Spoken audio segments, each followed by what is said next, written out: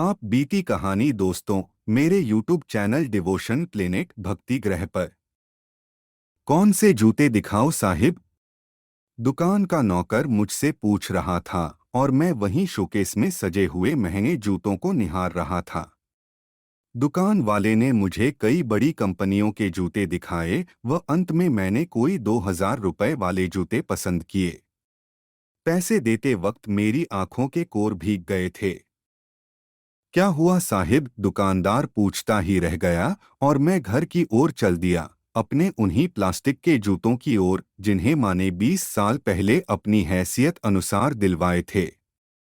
हाँ, वही प्लास्टिक के जूते जिन्हें मैं हर मौकों पर पहनकर अपने आप को शहजादे से कम न समझता। यही तो वो काले जूते थे जिन्हें मैं गर्मी सर्दी बरसात हर मौसम में पहनता, जिन्हें कई पैबंद लग चुके थे। स्कूल में भी वही जूते पहनकर जाया करता। जिन बच्चों के जूतों में चमक न होती, मास्टर जी उनको प्रार्थना सभा से बाहर कर देते। इस सजा से बचने के लिए मैंने भी एक नायाब तरीका निकाल लिया। मैं जूतों पर सरसों का तेल लगा लेता था, जिससे उन जूतों पर थोड़ी देर के लिए चमक बनी रहती, जो मेरे बचाव के लिए काफी होती। 4 बहनें, एक भाई तथा माता पिता सहित 7 लोगों के हमारे परिवार ने निर्धनता को बहुत करीब से झेला था। टाट की बोरी के बस्ते लेकर स्कूल जाना, जिन्हें माँ बड़ी मेहनत से सीलती। किताबों का एक ही सेट जो बारी बारी से सब भाई बहनों के काम आया। शायद ही कोई किताब नई ली हो, ऐसा जान नहीं पड़ता। शायद गरीबी दुर्लभ वस्तुओं को संभालने की अक्ल दे देती है। हम सब खूब लगन और मेहनत से पढ़ते। मेहनत, लगन और निष्ठा का यह पाठ हमने अपनी माँ से सीखा था, जिन्होंने अनेक मुसीबतों में भी मेहनत व भगवान का दामन नहीं छोड़ा था। पिताजी जो थोड़ा बहुत कमाते वो शराब ली लेती।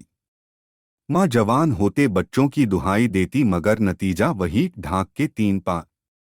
आखिर माँ ने स्वयं ही मेहनत करने का निर्णय लिया। अपनी बची हुई कान की बालियां बेचकर स्वेटर बुनने वाली मशीन ली। किसी दुकानदार से ठेका कर लिया, एक स्वेटर के 10 रुपए। घर पर खूब ऊन आती।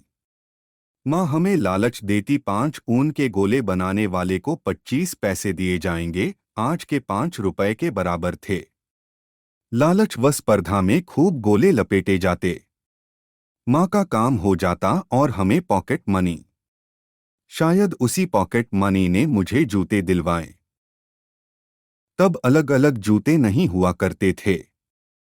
वही स्कूल के लिए, वही शादी ब्याह के मौकों पर। मैं ऐसे में उनको तेल से अवश्य चमकाता, चाहे ऐसे में लोग मुझे मूर्ख ही समझते हों, लेकिन मैं अपनी अक्लमंदी पर बहुत इतराता। कहते हैं सोने को जितना तपाओ वो उतना ही चमकता है। गरीबी और अभावों की तपिश में शायद मैं भी कुंदन बन गया था। अच्छे अंकों से 10वीं पास की। पिताजी से हम बहुत डरते थे, सो उनसे चोरी छिपे एयरफोर्स का फॉर्म भर दिया। इंटरव्यू के लिए बुलावा आया तो बड़ी बहन ने ट्यूशन द्वारा जमा किए गए पैसों से भेजा। माँ के आशीर्वाद से मुझे कदम कदम पर सफलता मिल रही थी। मेरी नियुक्ति हो गई। 6 महीने की ट्रेनिंग के बाद जब पहली बार माँ की हथेली में अपनी तनख्वाह रखी तो माँ बहुत रोई। सबकी आंखों में खुशी के आंसू थे। शायद अब जूतों को तेल से चमकाने वाले दिन गए। इस खुशी में एक और खुशी शामिल हुई कि पिताजी ने शराब छोड़ दी। हमने निर्धनता को प्रतिस्पर्धा में पछाड़ दिया था। बहनों ने खूब लगन से मेहनत की व सरकारी नौकरियां प्राप्त कर अच्छे घरों में चली गईं। माँ की कोख सफल हुई। परंतु आज भी कभी हम सब भाई बहन इकट्ठे होते हैं तो उन प्लास्टिक के जूतों को देखकर खूब हंसते हैं तथा हंसते हंसते रोते चले जाते हैं, अतीत की गुर्बत को याद करके। यह देखकर मेरी पत्नी तथा मेरी बहनों के पति हमें हैरानी से देखते हुए पागल समझते हैं और हम सब भाई बहनें थोड़ी देर के लिए पागल ही बने रहना चाहते हैं, क्योंकि ऐसा कर हम अपनी अतीत की जड़ों से जुड़े हुए महसूस करते हैं। धन्यवाद।